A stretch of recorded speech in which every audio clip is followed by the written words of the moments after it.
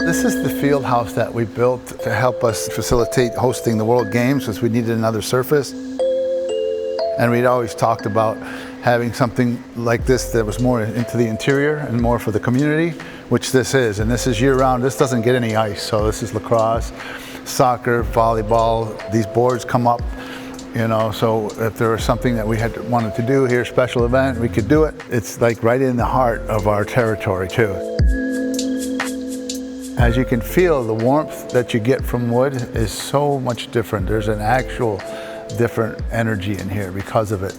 And if you notice, we have all of these garage louver doors that can be rolled up so that this can be almost an open air field house, which gives this a feeling of being outside and being connected to everything. You know, when you think about lacrosse, you wouldn't automatically associate it with nature. Right. But this is something that Native people do all the time. Everything is connected. So when this place is full and the doors are open and you have the air blowing through and you have the wood as you described, what does that feel like? It's amazing. I mean, it's like you're in a special place because you are. I mean, there's a beautiful creek on the other side over here, the stream. You know, you feel like you're in nature as you notice how quiet it is back here. Yes. And why we wanted it more into the interior, because, you know, lacrosse is sacred to us. So tell me about that.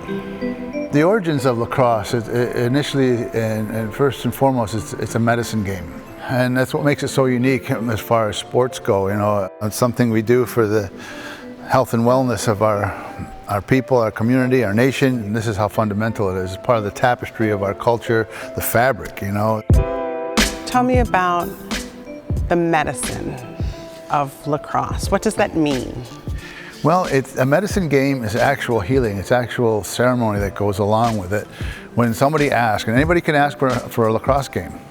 So once the person or the family has asked for a game, the whole community gets involved. They choose the speakers, then they choose the cooks, who's going to cook the food that goes along with the ceremonies. Then they tell the players that there's going to be a medicine game at such and such a time, and there's a couple ways that it's played.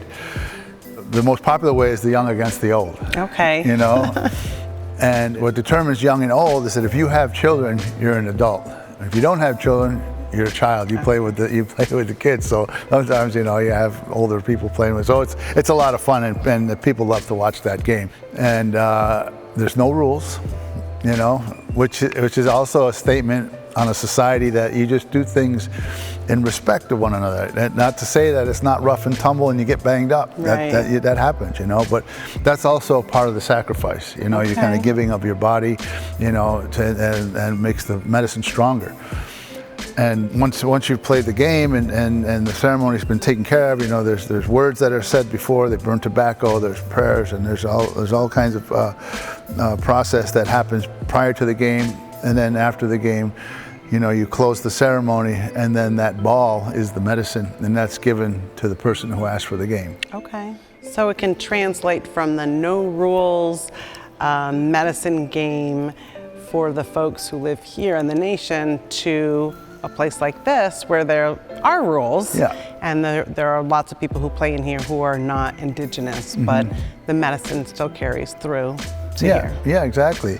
Well, and again, you know, that's part of the gift, you know. We want to share it. It's the great connector. It brings people together. You know, even though it's a rough and tumble game, there's a certain joy that it brings everyone, and that even though it's got a lot of passion and emotion that it evokes, there's never really any hard feelings after the game. Mm-hmm. You know, there's something else that's in play. And that's what some of the healing power of lacrosse is, and that's what makes it very unique. Even non-natives that play the game, they feel that medicine. There's something different about it. There's something that happens to anybody who picks the stick up. You know, we have one of the most famous stick makers, yes. Alfie Jocks. I'm sure you may have heard of him. Yes. I remember when his father was making sticks, and I was just a little kid, and he always made time for me. Okay. You know, and I could go up there, I needed a shooting string, I needed something, and he would always stop what he was doing to help me out. And that's why I'm carrying this stick. This is my stick, you know, and this is very near and dear to me because, you know, when I pass on, this will be going with me. I was born, I had a cradle stick, and when I go back to to the earth, you know, I'll have my stick that I've had for a long time, you know. It's just an extension of who I am. I used to play in the box that's down the road here, you know, which is kind of like a shrine, you know, to lacrosse, because there've been so many, I mean, you name it, Jim Brown was in there, Jim Thorpe came through here. Wow. So there's a lot of history here, and this is just the testament to our reverence for the game.